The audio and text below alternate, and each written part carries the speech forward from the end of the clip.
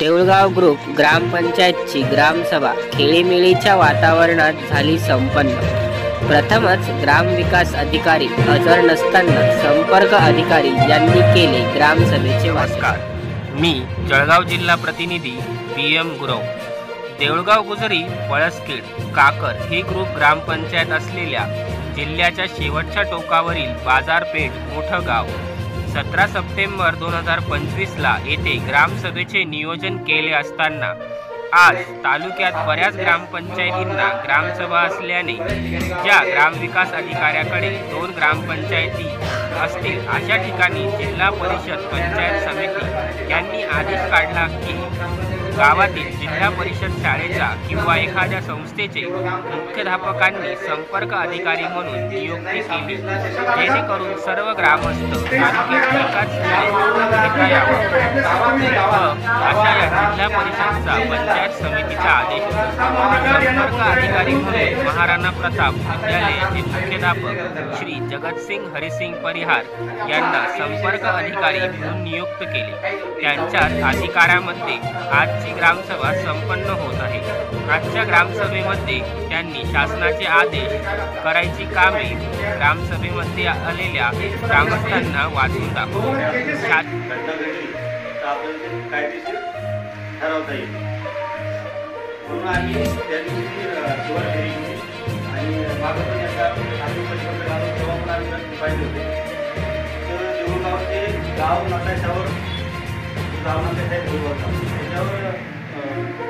नमूद असलेले रस्ते आता मी ते वाचून दाखवतो।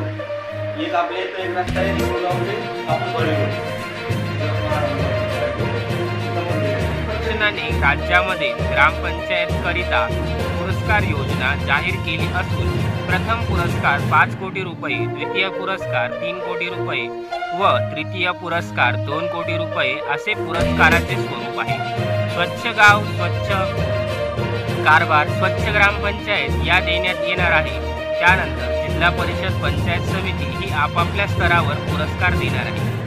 सर्व वाचन संपर्क अधिकारी यांनी करून दाखवले व आजच्या सभेची विशेष महत्त्वाचा मुद्दा शेतकऱ्यांकरिता आपल्या शेतामध्ये शेतकऱ्यांनी विहिऱ्या, शेततळे घ्या, गायगोठा व फळबाग लागवड करा अशा शासनाच्या योजना असून शेतकरी त्यांनी लाभ घ्यावा असे ते म्हटले।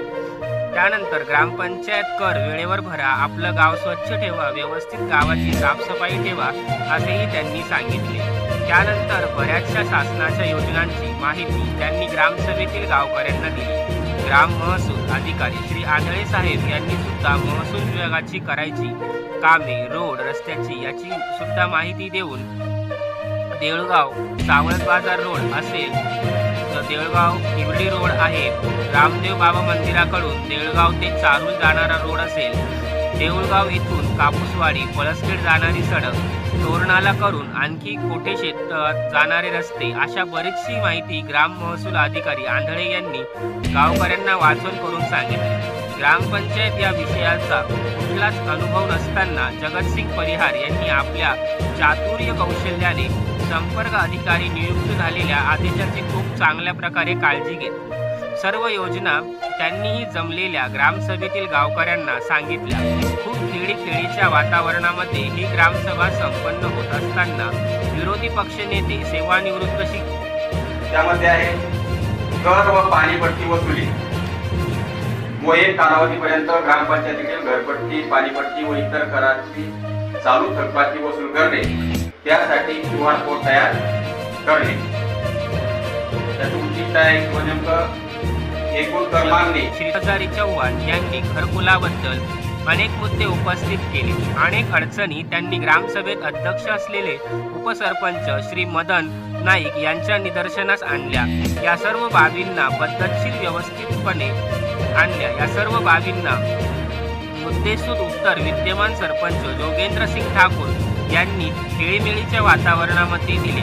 या ग्रामसभेला राष्ट्रवादी शरद पवार गट तालुका अध्यक्ष व ग्रामपंचायत सदस्य Rohan Rathod, Palaskhed Kakarkar, police Patil Raju Rathod, driver association Prakash Naik, Ravi Pawar, Bharat Patil, महिला बचत गटाच्या निर्मलाताई शिंदे, देऊळगाव नगरीतील बऱ्याच बचत गटांच्या अनेक महिला भगिनी, जिल्हा परिषद शाळेचे मुख्याध्यापक लोखंडे सर तसेच देऊळगाव नगरीतील सर्वपक्षीय कार्यकर्ते, ज्येष्ठ पत्रकार PS गुरव, पत्रकार संजय जटोळेजी, राष्ट्रवादीचे परमेश्वर जवळे, जगन्नाथ रामदास तैली, कैलास मागू नाईक, गावातील आणखीही बरेच नागरिक आजच्या ग्रामसभेला भरपूर प्रमाणात हजर होते.